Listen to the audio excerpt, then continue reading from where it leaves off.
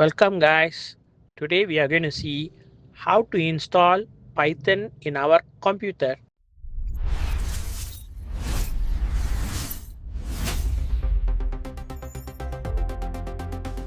Okay, let's go to python.org. Python.org. And I want to go to the downloads. If you're using Windows machine, automatically it will propose a Python which is compatible with your operating system, Windows.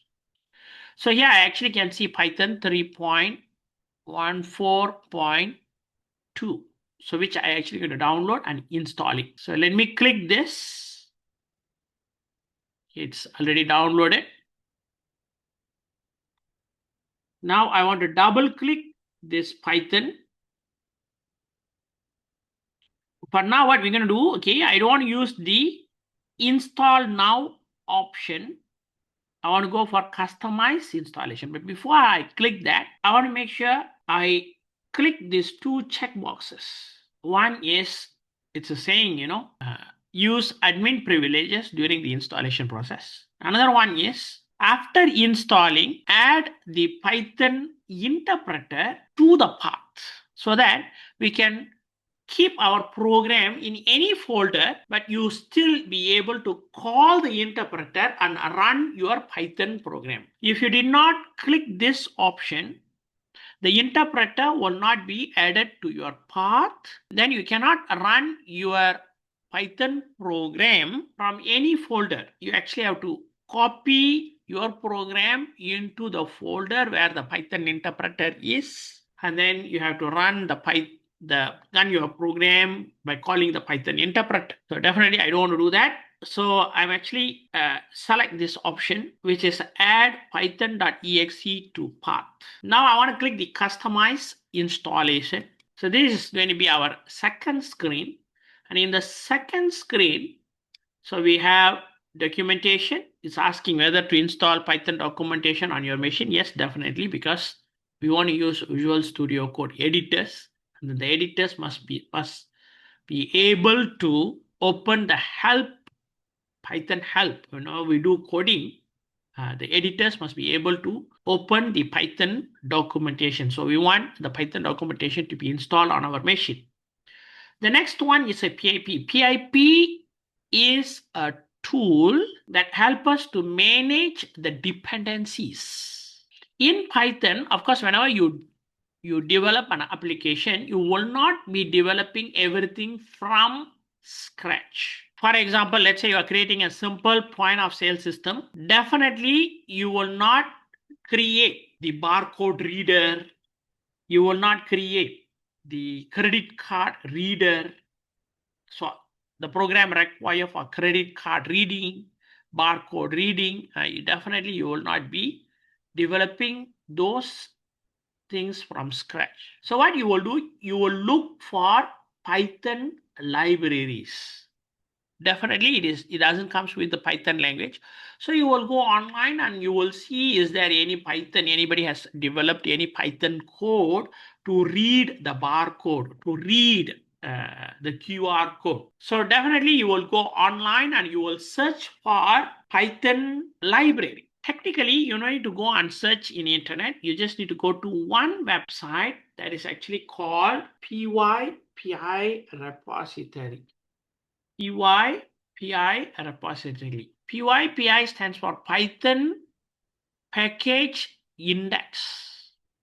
So you can actually go to this particular website and you can search for libraries, QR code. See, there is somebody who has actually developed a Python code that generates QR code, a simple library for generating QR code with the logo. See, so many. So PyPI is a repository for Python libraries. PyPI stands for Python Package Index. What is that actually? It is a repository for Python libraries. It's a repository for Python libraries. So where Python developer will develop their application and then they will voluntarily go and upload it into this repository for other people to use, right? So PyPI is a repository for Python libraries. And what is PIP then? It's a command line utility that help us to download Python libraries from PyPI repository. Download that help us to download and install Python libraries from PyPI repository. So now we have PyPI and we also have PIP. So this is the PIP. So the PIP will help us to download and install other Python packages from PyPI repository. Okay, and then they also have other libraries, TCL, TK, Turtle, IDLE. They are actually used to develop desktop application, Python desktop application. These are libraries which you actually can use and develop desktop application, window based, yeah, GUI based, standalone desktop applications. And you also have Python test suite. You can actually use these libraries and perform automated testing on your application. And we also have PyLauncher, which actually starts the Python interpreter. I want to click next. And again, if you look at the installation location, the installation location is actually pointing to your users folder. This is not really an efficient or good approach, because if you install Python inside this particular user, definitely on your machine, nobody else is going to use it. So it will run. You will always log in as the same user. Windows is not a multi-user environment. Windows, even though they say they allow you to create multiple users on your laptop, and you actually can share your laptop, but we usually don't do that, correct, right? Almost all of us carry a laptop on our own, so we are not actually using this multi-user environment on Windows platform on our laptops, especially on our laptops.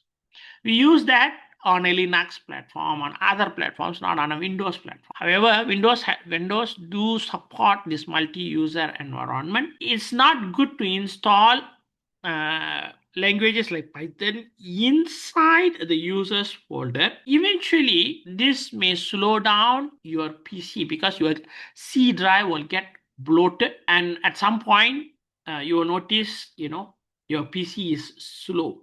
Then you may have to uninstall all these applications from C drive, and then you may want to move it to a different drive.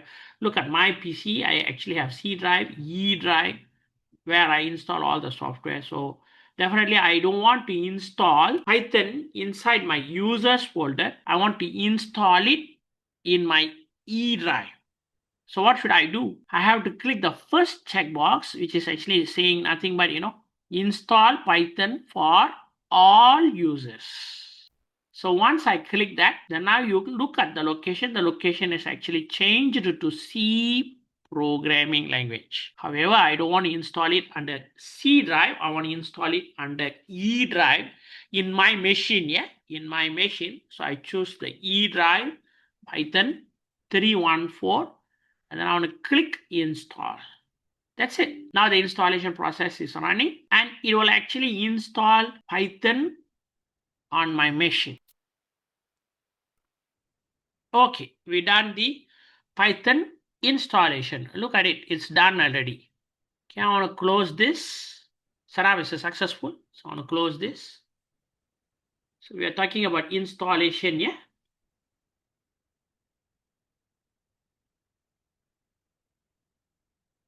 Okay, once the installation is completed, now you actually can go to edit system environment variables, edit the system environment variables, and then there is environment variables under advanced tab, system properties, yeah. Under advanced tab, you have environment variables. When you actually click that, then you have the path variable. And in the path variable, you can actually see the path is already added. The Python path is already added to my path variable under Windows.